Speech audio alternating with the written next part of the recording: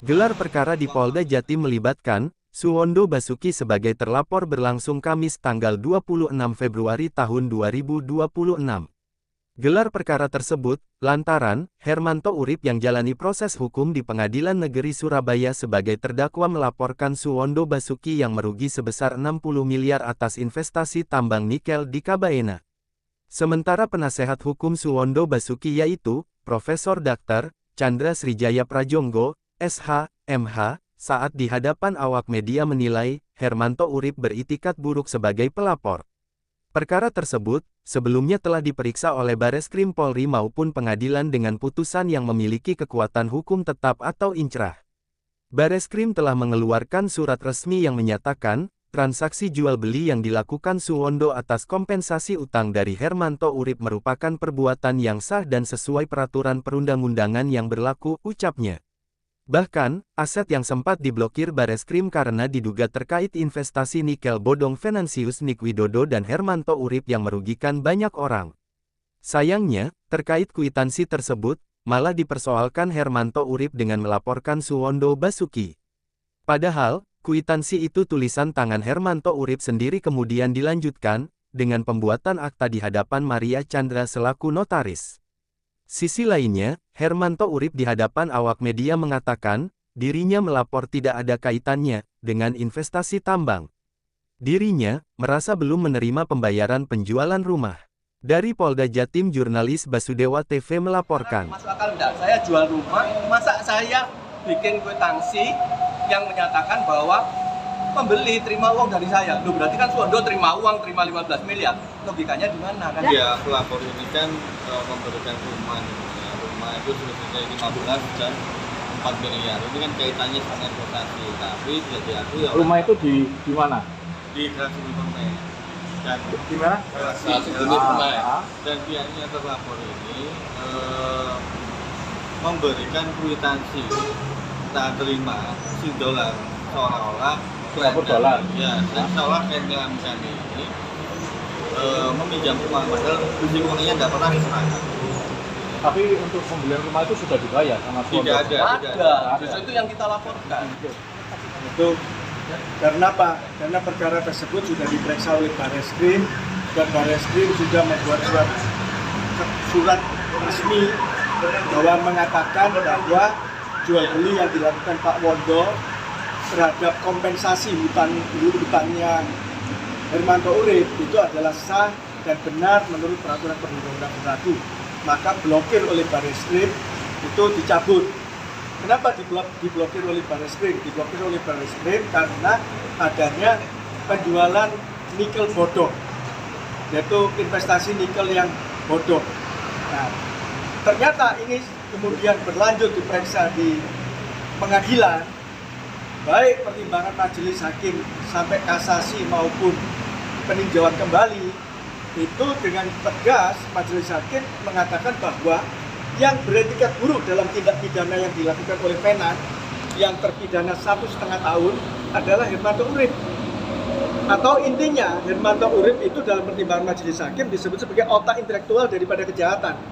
Ini sampai PK, artinya sudah selesai di sini. Karena ada putusan PK yang mengatakan bahwa otak intelektual atau yang beretikat buruk ini adalah Hermanto Urip, maka jaksa kemudian memberi petunjuk kepada penyidik untuk menetapkan Hermanto Urip sebagai tersangka. Nah, di sini prosesnya ini lama berbelit-belit tapi saat ini sudah diperiksa di persidangan Pengadilan Negeri Surabaya, di mana Hermanto Urip duduk sebagai terdakwa dari perkembangan putusan pidana 1,5 tahun terhadap Venan. Kwitansi itu adalah tulisannya Hermanto Urip sendiri. Tolong dilihat, kwitansi itu tulisan tangannya Hermanto Urip sendiri untuk membayar hutangnya di luar ini, di luar perusahaan. Kompensasi artinya apa? Kompensasi pembayaran hutang. Ini adalah benar apa yang dimaksud dengan Kitab Undang-Undang Hukum Perdata pasal 1425. Pertemuan antara hutang piutang antara dua pihak yang sama itu adalah saling meniadakan, yang judulnya adalah kompensasi. Nah, karena itu dibayarkan hutang, maka mereka berdua berangkatlah ke notaris Maria Chandra. Dengan siapa? Hermanto dengan istrinya, Ya. dengan pembelinya Pak Suwondo. Di situ dibuatlah jual beli dan kuasa menjual. Saat ini telah berbalik nama, tentunya itu adalah sah dan benar. Dan ini sudah diperiksa juga. Di Barreskrim sudah diperiksa dan Barreskrim sudah mengeluarkan surat bahwa dinyatakan sah dan sesuai dengan peraturan perundang-undangan. Ya. Mohon izin, Mbak.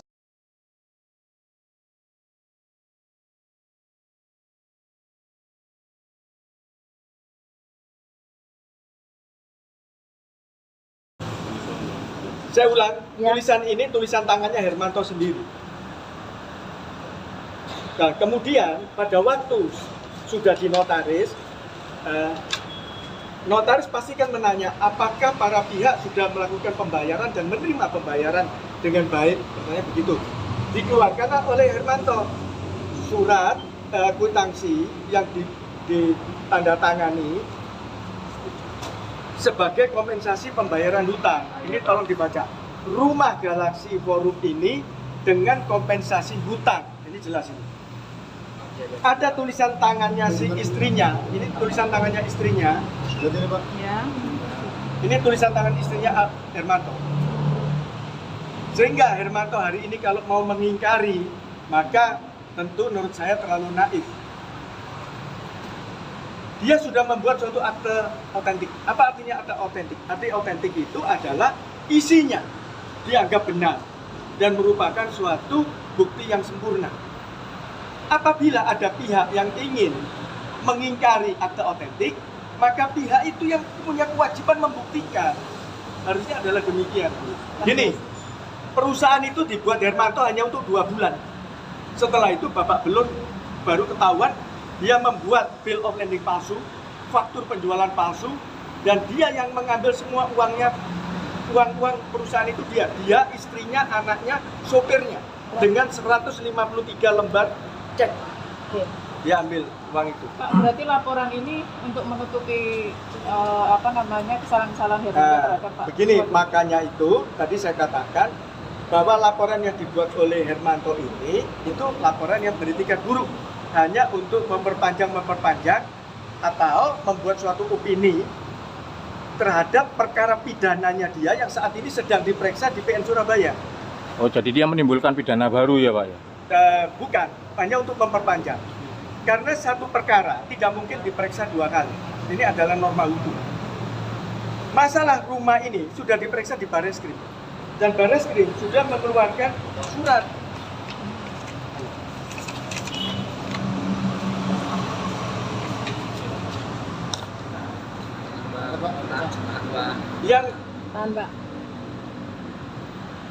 Yang penyidik Barreskrim sudah menyatakan jual beli itu adalah sah dan benar menurut peraturan perundang-undangan. Kemudian dia mendalil lagi ada menggunakan surat palsu. Dia lupa bahwa dia pernah membuat akte kuasa nomor 31 di Maria Chandra. Akte itu akte otentik. Ya. Di mana kepalsuannya? Yang dia mengambil uang tanpa persetujuan, kemudian membuat surat-surat palsu. Itu tegas disebutkan di dalam pertimbangan majelis hakim. Bukti-bukti ini tadi disertakan dalam gelar perkara. Iya, ini dimaksudkan dalam. Ada berapa bukti, Pak, yang Pak Suwondo ajukan? Yang diajukan adalah putusan-putusan pengadilan, kemudian surat dari Barreskrim, kemudian Dari Barreskrim itu isinya apa? iya, mengatakan bahwa jual beli itu benar, Oke, terus. sah sesuai dengan perundang-undangan yang berlaku. Ini gelar perkara.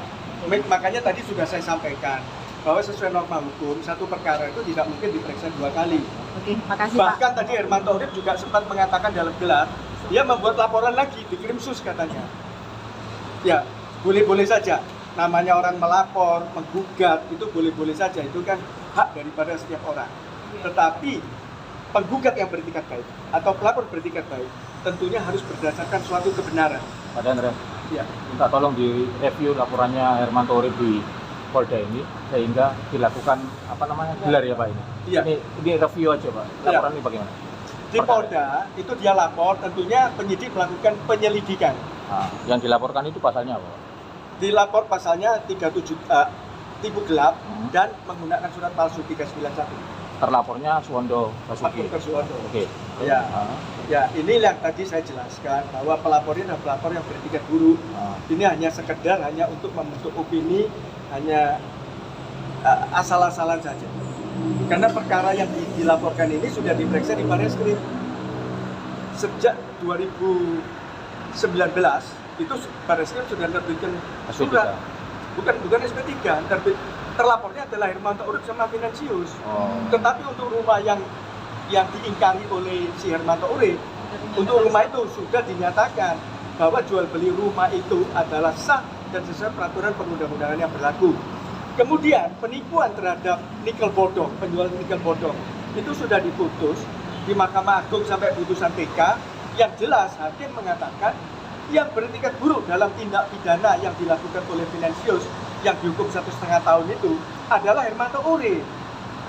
Itu yang beretiket buruk, Enggak. atau dia itu otak intelektualnya.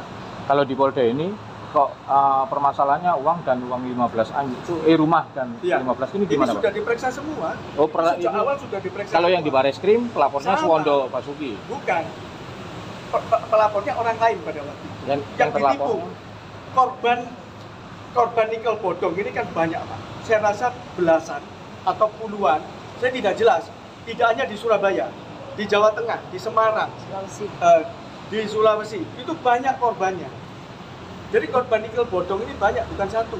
Dan jumlahnya ini menyangkut uang triliunan sebetulnya. Makanya untuk menjadikan tersangka Hermanto Urip itu sulit, sangat sulit. Dan dia jadi tersangka itu baru hanya di Polrestabes Surabaya saja. Di Jawa Tengah bisa lolos juga. Itu pun pengembangan dari. Nah, silakan dicek saja. Dia juga terlapor baik di Solo, di Semarang. Kalau nggak salah informasi yang saya dapat seperti itu. Dan di Surabaya juga masih ada.